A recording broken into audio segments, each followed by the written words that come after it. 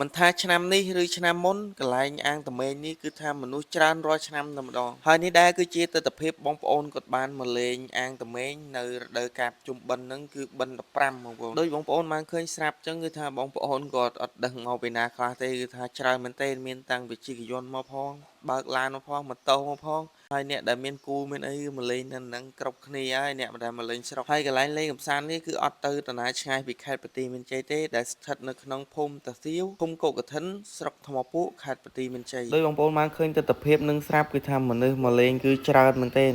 អ្នកដែលមានគូមានសង្សារអីមកអស់ហើយនៅអាងត្មែងហ្នឹងល្បីនៅនឹងរាល់ឆ្នាំគឺមនុស្សច្រើនរាល់ឆ្នាំតែម្ដងបងប្អូនដោយបងប្អូនបានឃើញស្រាប់នៅវីដេអូហ្នឹងហើយជំរាបសួរហើយក៏សួស្តីទៅដល់ពុកម៉ែបងប្អូនទាំងអស់គ្នាតាមដានเพจរបស់ខ្ញុំ Boy Vlogger ថ្ងៃនេះដែរខ្ញុំនឹងណែនាំពុកម៉ែបងប្អូនឲ្យមកទស្សនានៅអាងត្មែងដែលនៅក្នុងខេត្តបន្ទាយមានជ័យយើងអញ្ចឹងបងប្អូនហើយនៅកន្លែងហ្នឹងគឺថាមនុស្សសប្បាយរាល់ឆ្នាំតែម្ដងដោយបងប្អូនឃើញក្នុងវីដេអូហ្នឹងហើយអ្នកដែលមកលេងអីមិនបាច់បារម្ភពីកន្លែងទុកម៉ូតូទុកអីទេ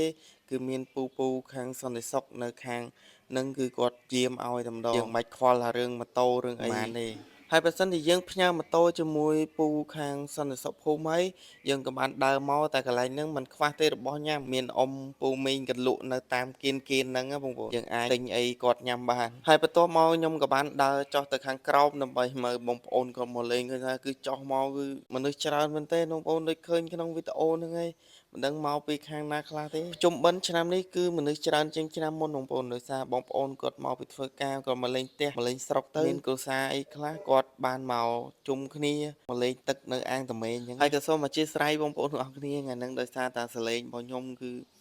មានការផ្ដាសាយអញ្ចឹងវានិយាយទៅវារៀងកងួរហើយថ្ងៃហ្នឹងដែរគឺជាថ្ងៃបិណ្ឌទី15បងប្អូនគាត់មកពីវត្តពេលព្រឹកហើយពេលល្ងាចឡើងត្រឹមម៉ោង3ម៉ោង4គាត់ក៏បបួលគ្រួសារឬមិត្តភ័ក្តិសង្សារអីគាត់អ្នកមកគូអញ្ចឹងមកលេងនៅអាងត្មែងថាកន្លែងនេះគឺថាមនុស្សច្រើនរាល់ឆ្នាំតែម្ដងឲ្យតែមានទឹកនៅកន្លែងហ្នឹងគឺថា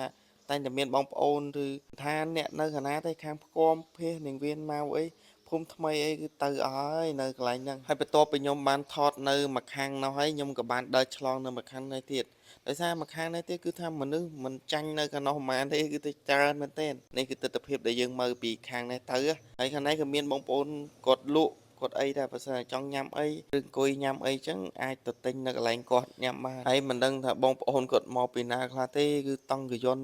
មកតែម្ដងគឺពេលខ្លះគាត់ជិះម៉ូតូមកហើយក៏ពេលខ្លះនេះក៏គាត់បើកយន្តមកដឹកដូចបងប្អូនគាត់មកលេងជុំគ្នាអញ្ចឹងតែមេងឆ្នាំហ្នឹងគឺថាមនុស្សច្រើនរាល់ឆ្នាំតែម្ដងតែឆ្នាំនេះខ្ញុំមើលទៅដូចសប្បាយជាងឆ្នាំមុនដោយសារមនុស្សគាត់មកលេងច្រើនមែនទែន